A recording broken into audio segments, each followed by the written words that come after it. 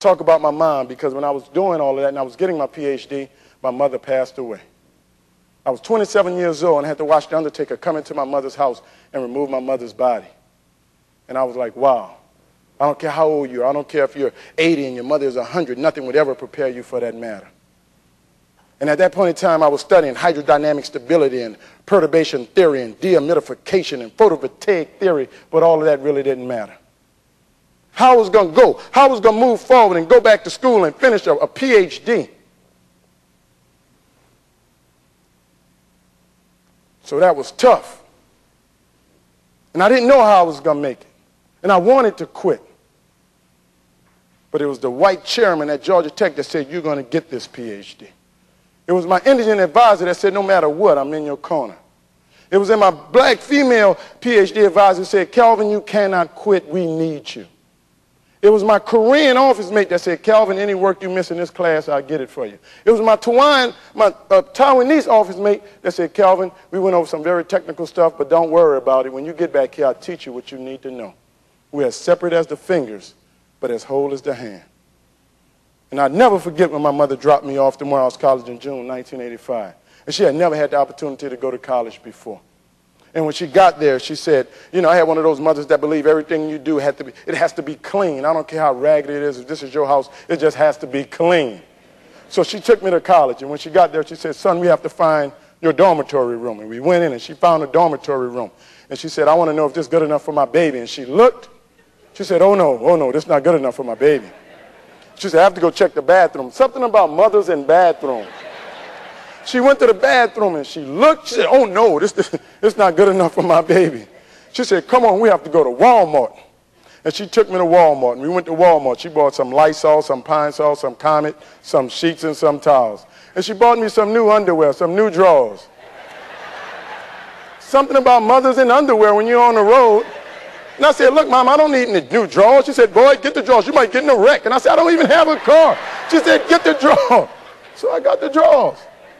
And we went back to the dormitory, and she mopped the floor. She put the sheets on the bed. She put the spread on the bed. And she put the towels in the cabinet.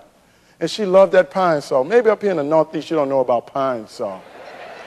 But my mom loved that Pine Sol. She went to that bathroom door, and she kicked it open, and she put that Pine Sol all over everything. And the Pine Sol was so strong, we had to go to the bathroom like this.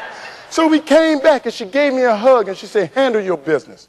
And she got in the truck, and she was about to pull off, and she stopped, and she looked up, and a tear was coming out my eye. She stopped the truck. She got out. She said, boy, what's wrong with you? I said, well, Mom, I don't want to see you go. I've never been away from home. And she said, look, if this is not the place where I've raised you to be, to make your dreams come true, if this isn't the place where your Creator has placed you to make your dreams come true, she said, get in the truck. I'll take you home. Now, I didn't say this because in 1985, if we talked back to our parents, they would have put their whole leg in our mouth. You can't do that. And I didn't say this. I just thought it. I was waving goodbye going, with that attitude, you're just going back to New Orleans. I'll stay right here. I'll stay right here.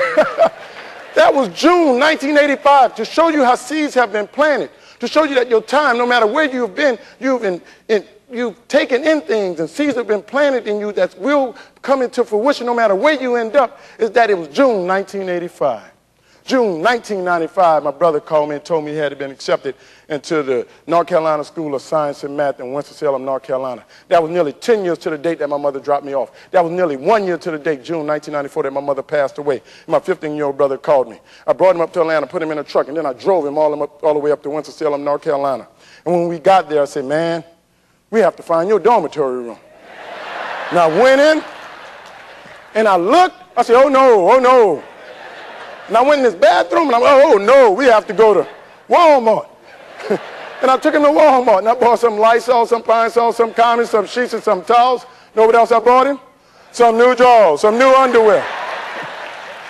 And he said, man, I don't need new drawers. I said, boy, you may get in a wreck. He said, if I get in a wreck, I'm not worried about my drawers. I said, get the drawers. Get the drawers. He got the drawers. We went back to the dormitory room. I mopped the floor. I put the on the bed. I put the spread on the bed. I put the towels in the cabinet. And I grabbed that Pine Sol, and I went to that bathroom door, and I kicked it open, and I stepped in. I stepped back because you have to clean your own bathroom. I'm not cleaning. I'm not cleaning your bathroom. I came back. I gave him a hug. I said, handle your business, and I got in the truck, and I was about to pull off, and I stopped, and I looked up, and a tear was coming out his eye. Stopped the truck and got out and said, man, what's wrong with you? He said, man, I don't want to see you go. I said, boy, look, if this isn't the place where your mother raised you to be, to make your dreams come true, if this isn't the place where your Creator has placed you to make your dreams come true, I said, get in the truck, I'll take you home. And I guess he thought like me, because when I pulled off, he was standing there doing DuPont. The moral of the story is, if this isn't the place where your Creator has placed you to make all your dreams come true, for you to become the happiest man in the world, or the happiest woman in the world, or the most successful man or woman that you know you could be in the world, quit, leave. You deserve to be somewhere where you can be happy, where you can be free, where you can achieve all of the dreams that Martin Luther King fought for us to have the opportunity and the right to do.